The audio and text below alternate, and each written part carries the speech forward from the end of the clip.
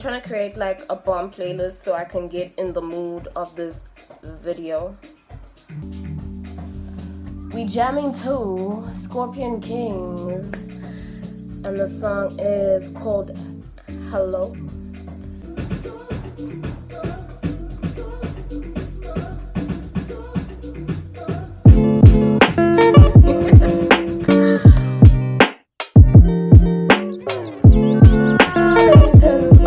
Down before copyright people come for me. These content creation streets are tough. Hi guys, welcome back to my channel. The girl is in a particular palette today. To everyone who is watching right now, thank you so much for always supporting the girl, especially if you are returning to the channel, and more especially if you are a subscriber and not a shady lurker. We cannot be having shady lurkers, guys, like we've been talking about this. If you are watching a video for the first time, I promise you we are normal on most days, and most days that are on days of the week. Make it make sense. But the name is Dem4, and welcome to my channel where we talk about all things sisterhood, all things girl power, all things goals, all things fetching your life more than just fetching your body. So yeah, welcome back to the channel where it's at. And today's chat is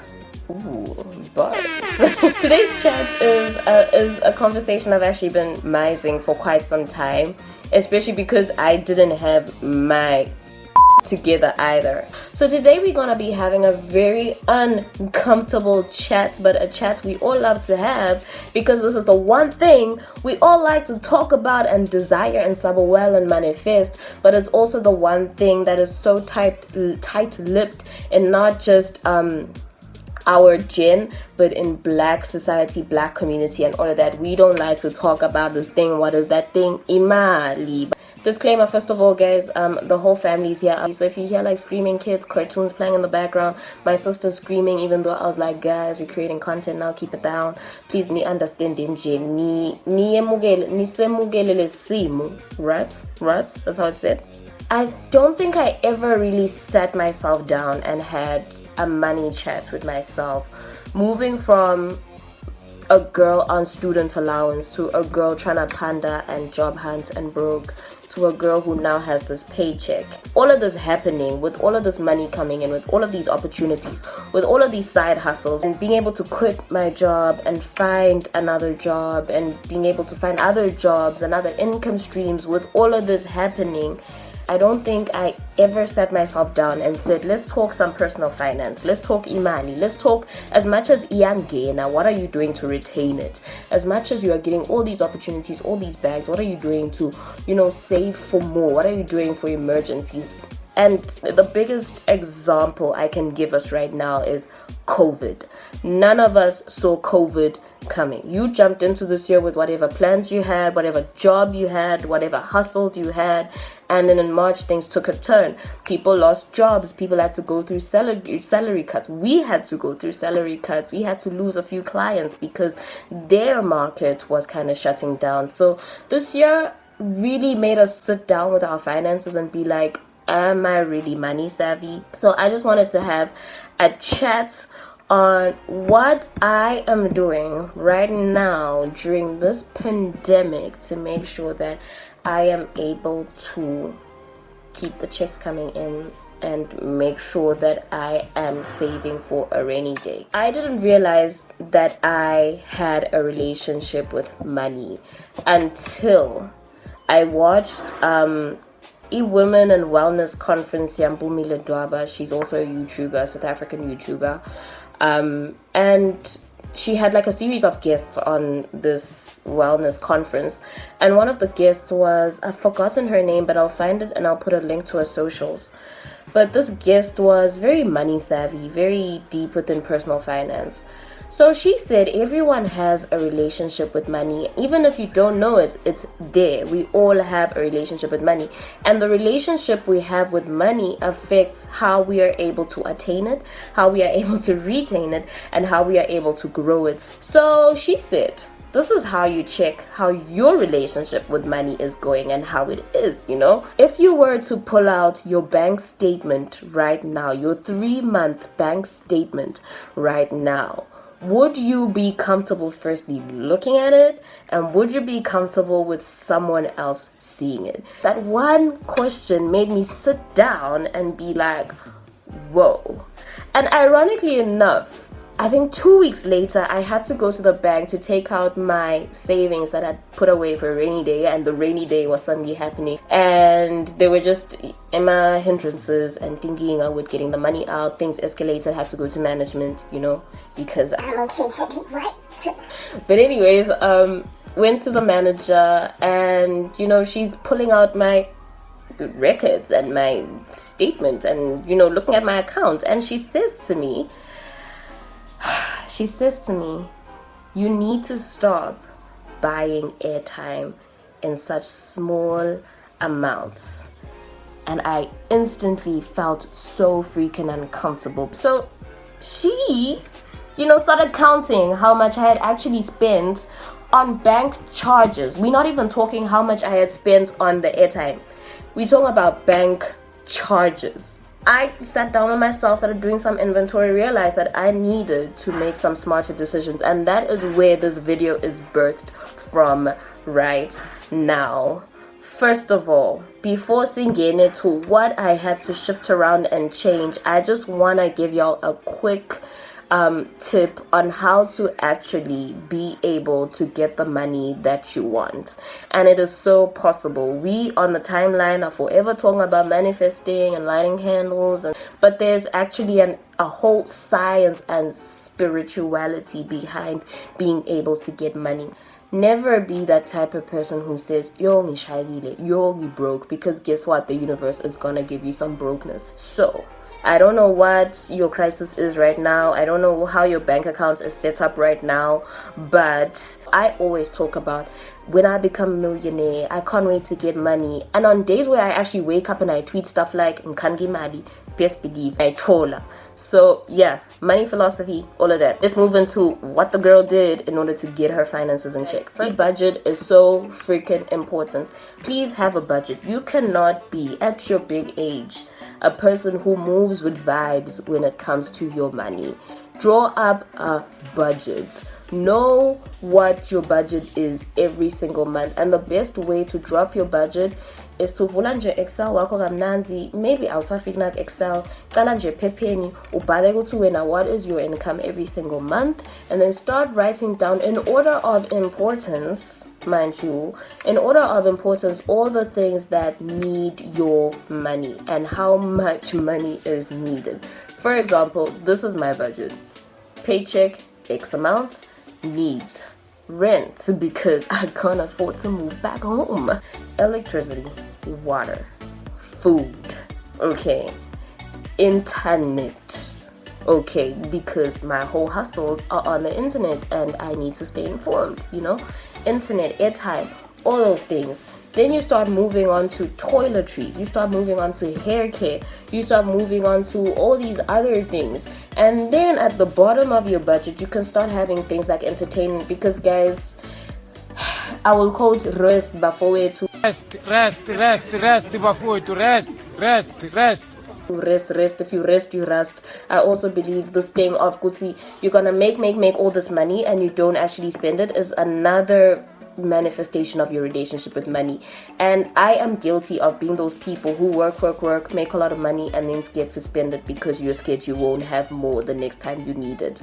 Guys, please help yourself, help your mental health, and add some self-care by adding your entertainment to your budget. This can be absolutely anything. It really does not have to look like groove, even though I'm not groove right now. It can literally be you like coffee dates and you want to be able to afford your coffee dates. Maybe you like to travel, so you're gonna put that on your list of solo travel things. And maybe for one day you go hang out at Mbiliane. That has to go into your budget. You can't just move with vibes, y'all. The vibes is why we get to mid-month and you're trying to look at your bank account and you're looking at yourself in the mirror and wondering what's the ishone imali, because you really can't account for it.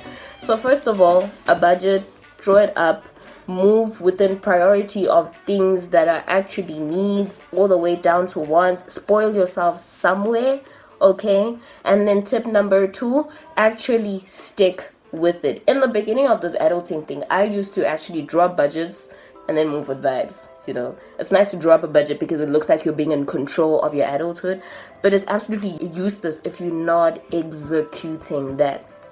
So stick to your budget and learn how to say no. But should you not be able to say no, learn to be gentle on yourself, because man, the emotions that come with trying to look at your budget and look at where your money is at, you are gonna be down in the dumps, and next thing we'll be sending out tweets like you're not just depressed, you're actually just broke, and you'll be feeling like you're getting subbed. Yeah, guys, even if you do like miss a step with your budget, no one is perfect. I'm out here saying I wasn't perfect for the longest time. It took a whole wellness conference to realize that I actually have a really bad relationship with money. And then the biggest thing that I had to do was actually live below my means. I know it's exciting when you start getting the money and the bags start coming in and you're getting all these opportunities to make so much money.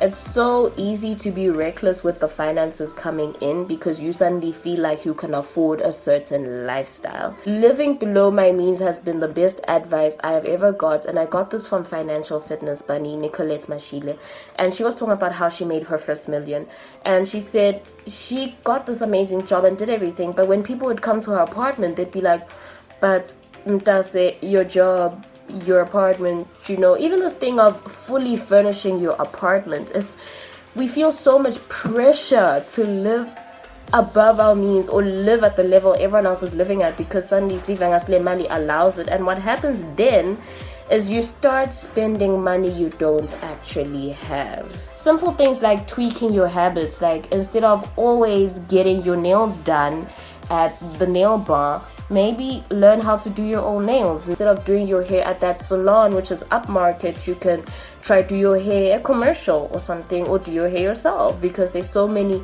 YouTube tutorials on DIY hair things. I promise you, if you start doing that for your lifestyle, no matter where you are at, living below your means will always be a great idea. Everyone knows you have to save, you have to invest, and if you don't know that, come, let's talk, because what are you doing with your money? But I was doing the whole savings thing wrong. I realized that I was part of the people who get the paycheck and they buy all these things that they need and they do all of these other things, and then whatever they have left, they save. And that's where it goes wrong, because sometimes it comes out to sell along 50 rand, sometimes it sell along 300 rand, sometimes you need to make sure that in your budget nana savings, and my puma mali, you put your savings aside. There's so many things you could do. There are stop orders, there are savings accounts from different banks. I cannot speak for any other bank except the one that I actually bank with, and that is FNB, and this is not a paid video or sponsored or whatever, but manifestation. I put my money away on fixed deposit because there is a savings pocket on for my FNB accounts, and the great part is you can move money from your main account into your savings pocket, but the problem is you can also move your money from your savings into your, you know, I think fixing money is absolutely the best way you can do that. But I remember when I fixed my money, a friend said to me, fixing it, yes, that's fine, it might grow a bit, and it did, but the best thing you can do with your money is actually invest it. So save, put savings in your budget, my puma, umholo, or whatever your income is. Make sure you take that savings, you put it away, you stash it. Don't save at the end of spending all of your money. Number 2, invest your money. Find a way for this money to make you more money. If you start applying this as a money philosophy for yourself, best believe your bags will keep growing. You will keep seeing money coming in and staying and growing. I think one of the best ways you can actually invest your loot is by adding an additional income stream. Like, I will forever be an advocate of making sure you have more than one income stream, because wow, wendani. And the best advice my mentor gave me was that you need to be a table, and in order for a table to stand, it has 4 legs. So in order for you to feel like you're sharp and you're standing, you need 4 income streams. So invest your money in an income stream. And you don't have to be elaborate and think, oh my gosh, what income stream can I do right now? God, give me a sign. Right now, you can even do it while watching this video. Pull out a piece of paper, write down all your skills. Ask yourself which of these skills and hobbies and things that naturally come to you, like for that you don't have to work extra hard for them to happen. Write them down on a list. Which ones do you love the most? And then write down on another list how you can possibly monetize each one. You love to bake? Sure, start a baking business, sell us your muffins. You like to braid people's hair? Sure, get up on Twitter and be like, yo guys, I do house calls, I do these certain braids. Cool. You like to write? Hi guys, I do resumes and CVs, I also proofread. There is so much you can do with what you currently have. You don't have to think so hard out of the box. And that, in a nutshell, Bandase, is what I have had to tweak and change and whatnot, and what I had to actually evaluate with how to get the money, keep the money. But it all starts with what you speak about the money. You cannot expect yourself to be speaking negatively and be receiving positively. You need to be a person who is optimistic in the things they say and the things they believe. So it all starts with your thoughts about how you feel about money, what you say about money, and then it comes to how you act about money. And this thing of kuti sake imali sisebente, and then we're so scared to spend it, it has so much to do with our relationship with money and how we view it. And if you can start breaking down, why do I feel this way about money? For me, like my family, we didn't grow up poor, but we started having financial problems when I was about 16, and I had to watch my mom literally make ends meet, to the point where when I started like making money, I also felt like it was ends meeting even when there was abundance. So it always felt like le mali itawuphela. There's always that fear, and that fear then manifests in how you spend your money. You're scared to buy new things, and usebenza ube ngumuntu usebenza but akubonakali, ude cathule letinsha, ude bedding lensha, ude you don't go on solo trips and all of that, but ikhona le mali, you are just scared to actually spend it. And on top of that, iyangena le mali, but you don't retain it because you don't know what to do with it. So it's a whole lot. I know it's so much to chew on, but I'm hoping we can also not just sit there and manifest money, but actively start having financial goals and actually start planning for these financial goals. So I want to challenge all of us in the month of October to find better ways to firstly have a healthier relationship with our money and to actually stick to our budgets. But most importantly, I want to challenge us to invest our money this month so that it may grow by the end of the month. Whatever you have right now, I dare you and I challenge you to take that thing, write down the list of skills, hobbies, things you love that you can possibly monetize, and see where you can throw in your money so that that can grow you more money. Other than that, guys, I'm gonna light a candle. I'm gonna pray that we all become millionaires and we all get the lives of our dreams because we deserve them. Thank you so much for watching. If you would like more videos like this where I share a bit out of my life book and I help us hold each other accountable, please do let me know. If you like this video, please give it a thumbs up. Thank you so much, guys. Continue to vote for Blogger of the Year. Please watch my IGTV video. It is my new film. It is a mile in her shoes. You are absolutely going to feel so blessed and enlightened by it. I promise you. And thank you so much to everyone who has already seen it. Love and light.